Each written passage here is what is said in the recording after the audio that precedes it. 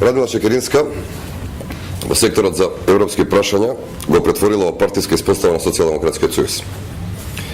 Радмила Шекеринска не само што си ја вработила својата золва за шеф на финансиите, преку која што се дистрибуирале сите средства од фондовите и буџетот со кој што располага СЕП, што е врв на непотизам, не само што вработила роднини деца на функционери на СДСМ, туку таа добро и ги наградила.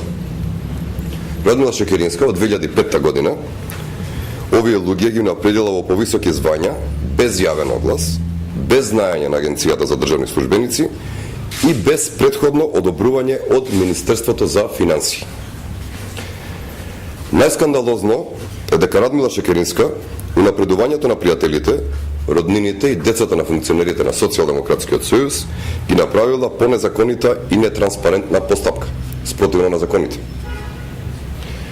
Овие луѓе преку ноќ се стекнале со високи звања на незаконски начин.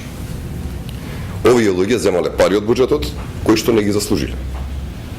Овие луѓе биле унапредени само затоа што се или роднини на Радмила Шекеринска, или биле деца на функционери од Социјалдемократскиот сојуз. Резултатот на ваквото работење е евидентен во луксузот со кој што Радмила Шекеринска располага и се расфрла, евидентен од чантите во вредност од 3000 евра кои ги користи, евидентен од луксузните автомобили, вили, апартмани и така натаму и така натаму. Ова е нивната програма по која што работат. Ова е нивната програма што Заев ја најави дека ќе вработува од чистачка до министер, а Шекеринска веќе тоа го правела. Тоа е нивната единствена програма и само така функционираат.